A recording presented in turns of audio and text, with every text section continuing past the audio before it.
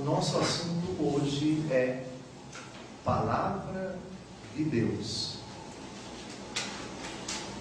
E é uma expressão que não pode ser confundida com Bíblia. Pode parecer até assustador escutar que Bíblia e Palavra de Deus não são duas realidades idênticas. E de fato não são. Uma coisa é Bíblia, outra coisa é Palavra de Deus. Antes de entrarmos nesse assunto, eu queria remeter um pequeno exemplo da nossa convivência, da nossa existência. A mãe de um de vocês se encontra em São Paulo. Ela, todos os dias, costuma falar com vocês. Fala por telefone, fala pelo MSN, pelo Skype e por tantos outros meios audiovisuais. Fala também mandando recados por pessoas que sempre vão lá e sempre estão aqui. E também ela fala escrevendo. Ela coloca as suas palavras por escrito. Ora, quais são as modalidades de palavras desta mãe? Primeiro, mamãe fala pessoalmente comigo. As palavras de mamãe também são reproduzidas pela pessoa que vai lá e me diz, essa pessoa diz, olha, mamãe disse para você tal coisa. E também as palavras que ela colocou por escrito. Então nós temos palavra escrita da minha mãe, as cartas que eu guardo comigo, as palavras que ela me disse de viva voz, e as palavras que uma pessoa que esteve com ela me reproduziu. Um exemplo muito simples. A Bíblia é a palavra de Deus escrita, mas Deus não manifestou sua palavra apenas pela Bíblia. E é isso que nós vamos ver hoje. Vamos chamar a palavra de Deus escrita de tradição escrita. E vamos chamar a palavra de Deus oral de tradição oral. Tradição em latim é traditio. Traditio é transmissão. Por isso, o Brasil tem muitas tradições. Significa muitas realidades foram transmitidas ao longo das gerações, de pai para filho, de filho para neto, de neto para bisneto. São muitas as tradições, porque o nosso país, um país continental, ele é formado, constituído de muitas culturas, de muitas tradições oriundas de muitos povos, de muitas nações. Muito bem. Tradição oral e tradição escrita. É essa distinção que nós vamos ver na Bíblia Sagrada. Isso, amados irmãos, é extremamente importante num país onde crescem as seitas. E as seitas, em geral, seitas cristãs, elas têm um axioma, elas têm um princípio que é levado a sério desde o tempo de Lutero. O princípio é este: somente a Escritura. Nós só aceitamos o que está na Escritura. O que não estiver na Escritura, nós não aceitamos. Esse princípio, ele é insustentável por dois motivos. O primeiro, a Escritura nunca disse isso. Não existe um único versículo na Bíblia que diga que nós só devemos acreditar naquilo que está na Bíblia.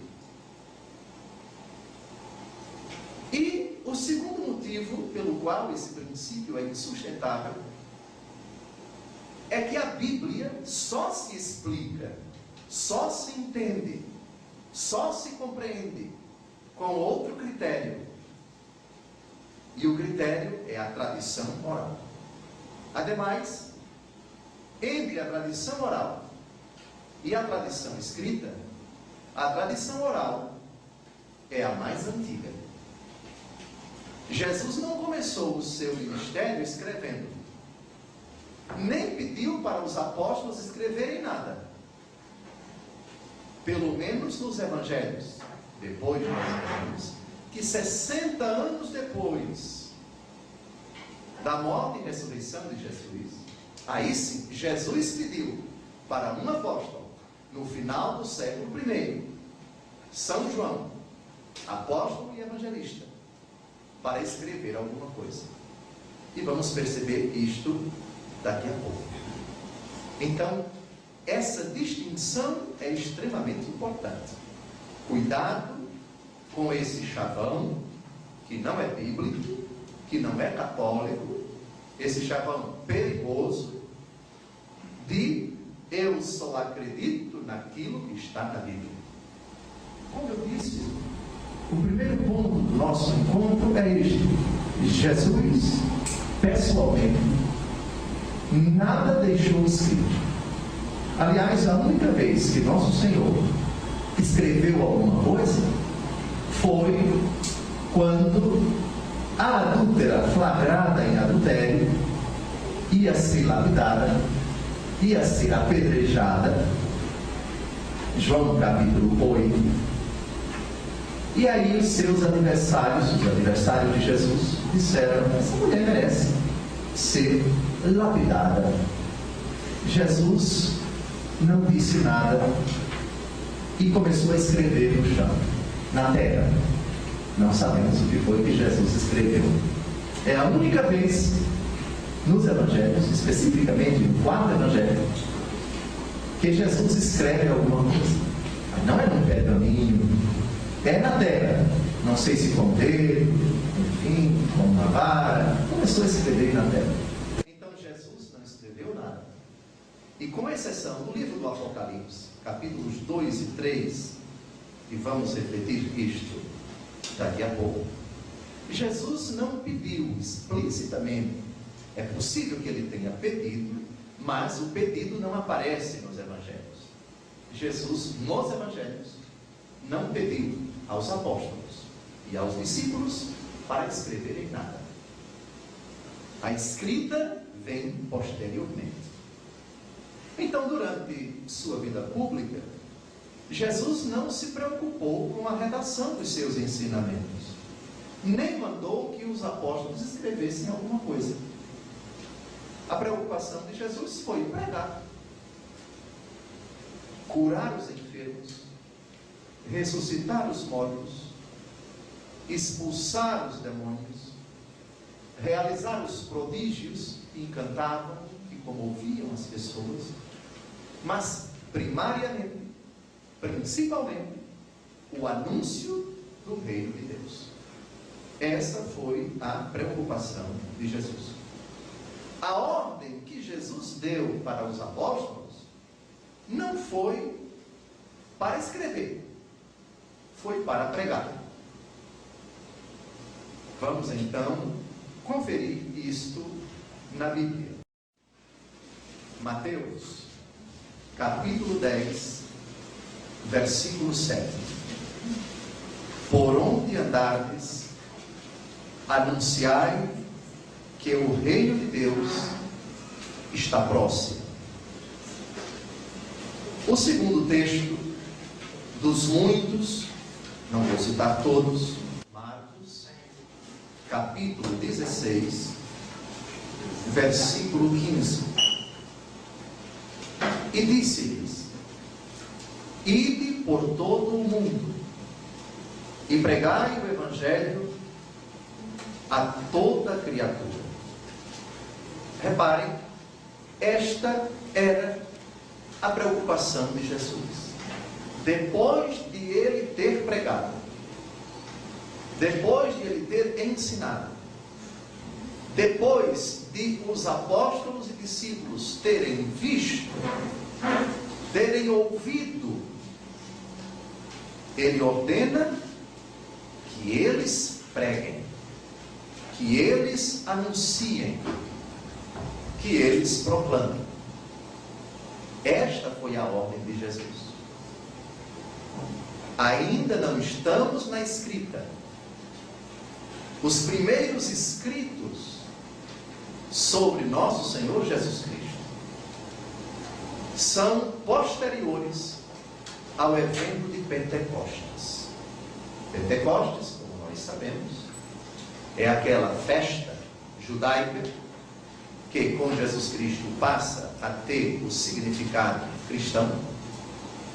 A festa do 50º dia após a Páscoa, quando o Espírito Santo repousou sobre os apóstolos e os discípulos e algumas mulheres, dentre as quais Maria, a mãe de Jesus, e os apóstolos passaram a pregar o Evangelho com desassombro, com impetuosidade, cheios do Espírito Santo de Deus. Agora nós vamos olhar no livro do Apocalipse, que é o último livro da Bíblia, a única vez que nosso Senhor manda alguém escrever. Apocalipse, capítulo 1, versículo 19. Escreve, pois, o que viste, tanto as coisas atuais como as futuras. Aqui é Jesus que está falando, e o contexto do capítulo 1 não deixa dúvida. Ele é aquele que no versículo 8 diz: eu sou o Alfa e o Ômega, diz o Senhor Deus, aquele que é, que era e que vem, o dominador, o que estava morto e agora vive. Também Apocalipse, capítulo 2, versículo 1. Ao anjo da igreja de Éfeso escreve. Detalhe, amados irmãos, o Apocalipse é o último livro redigido do Novo Testamento. Portanto, é o livro mais recente. Dizem os exegetas que esse livro foi redigido mais ou menos na última década do século I. Domiciano foi o imperador que moveu uma perseguição contra os cristãos quando São João era bispo de Éfeso. E quando essa perseguição foi desencadeada, ele fugiu para a ilha de Patmos, Apocalipse, capítulo 1, versículo 9, dei uma olhada. Apocalipse, capítulo 1, versículo 9. Eu, João, vosso irmão e companheiro nas tribulações, na realeza e na paciência, em união com Jesus, estava na ilha de Patmos por causa da palavra de Deus e do testemunho de Jesus. Então, é o livro mais recente da Bíblia. Somente aí Jesus pede para alguém escrever alguma coisa. Então, até o final do século I, o que temos não é nada escrito, considerado como palavra de Deus exclusiva. É lógico que no término do primeiro século, todos os livros do Novo Testamento já foram escritos. Mas ainda não temos esta consciência de cânon bíblico neotestamentário. Isto é, cânon bíblico, a relação dos livros inspirados. Disso nós vamos tratar posteriormente. Como foi se formando o cânon bíblico, como foi se formando o que hoje nós entendemos por Antigo Testamento, como hoje foi sendo formado o que nós entendemos por Novo Testamento. É lógico que no tempo de Jesus, os livros que nós católicos consideramos inspirados, os 46 livros do Antigo Testamento, já haviam sido redigidos. Mas não havia consenso entre os judeus sobre quais livros deviam ser considerados inspirados. Todavia, já estavam todos redigidos. Os livros do Novo Testamento foram redigidos aos poucos. A primeira, aos Tessalonicenses, foi escrita por São Paulo. Depois veio outra carta de São Paulo. Depois veio o Evangelho segundo Marcos. Depois aquele outro livro. E assim por diante. E os livros eram lidos, eram passados, eram transmitidos de assembleias em assembleias, de comunidades em comunidades. Tudo isso nós vamos ver posteriormente. Mas era muito forte a convicção, a consciência desta palavra, desta expressão, que continua a ser muito cara para os cristãos, particularmente os católicos. Essa categoria chamada tradição oral. Vamos ao início do Evangelho segundo Lucas, porque nós temos um texto que é fundamental para esse assunto. Capítulo 1, versículos de 1 a 4. Muitos empreenderam compor uma história dos acontecimentos que se realizaram entre nós. Como nulos transmitiram aqueles que foram desde o princípio testemunhas oculares e que se tornaram ministros da palavra. Também a mim me pareceu bem, depois de haver diligentemente investigado tudo desde o princípio, escrevemos para ti, segundo a ordem, excelentíssimo Teófilo, para que conheças a solidez daqueles ensinamentos que tens recebido. Esse texto é revelador. Primeiro, São Lucas diz que muitos, antes dele, tentaram fazer o que ele está fazendo agora. Agora, isso foi feito, primeiro, depois de uma investigação apurada.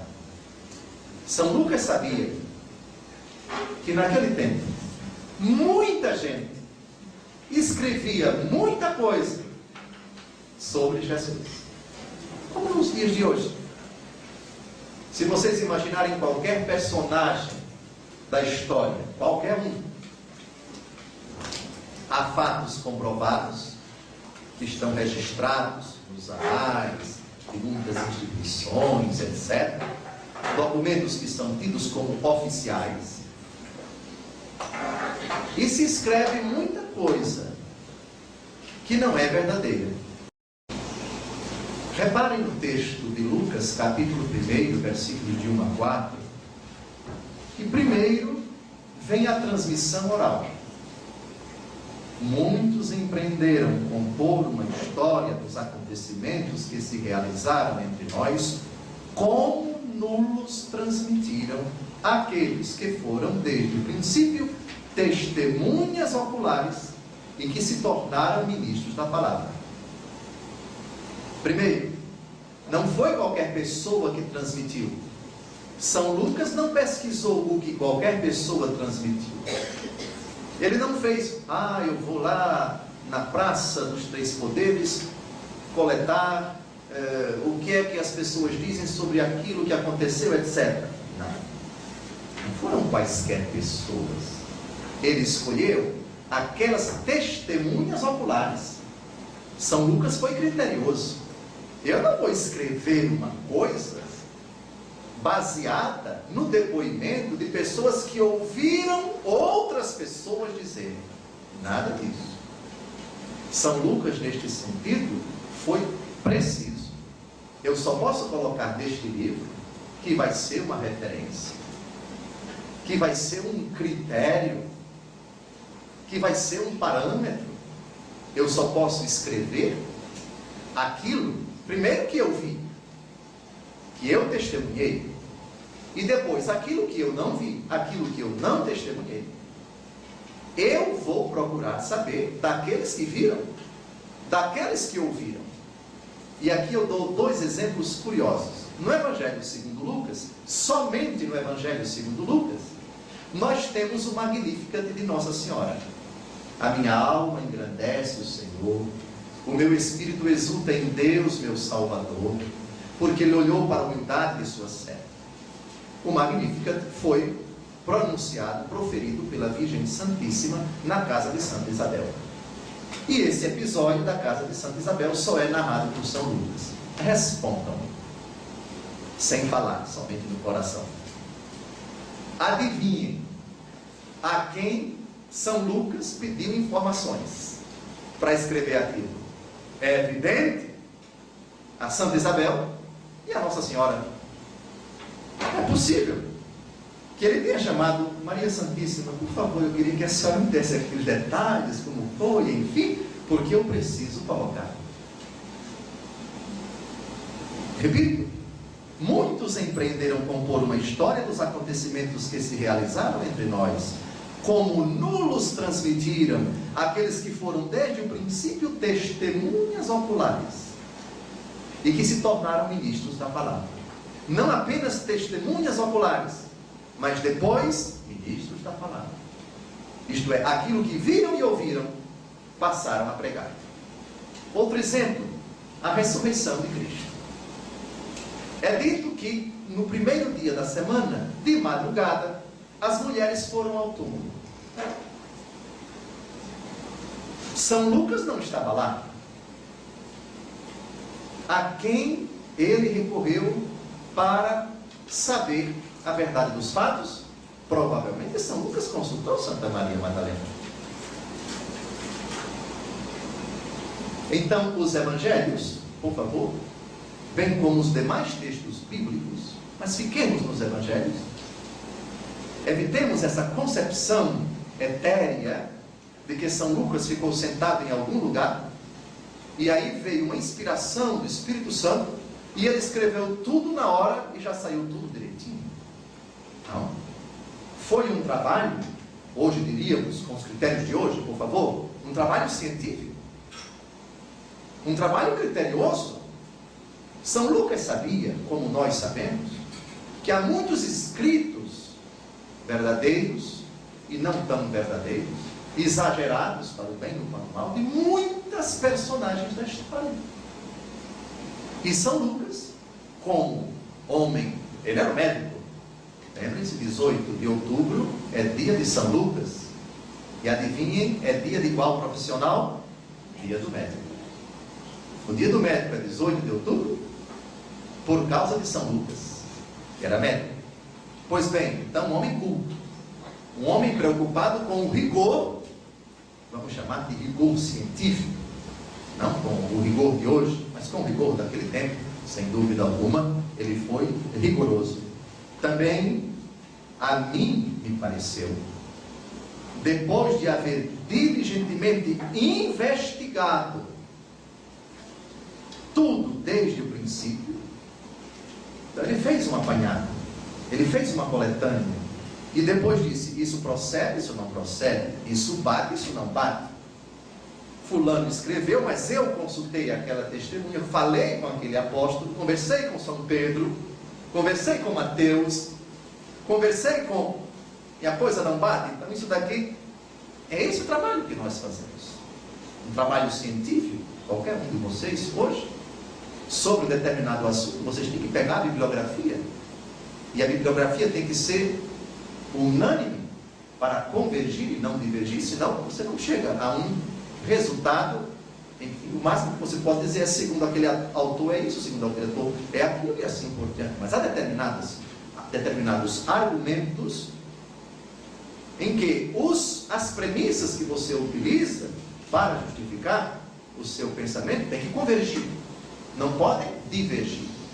Então, São Lucas escreveu, inspirado pelo Espírito Santo. Da inspiração trataremos depois. Os demais autores bíblicos, todos os autores, escreveram inspirados pelo Espírito Santo. Mas isso não significa dizer que eles não foram criteriosos.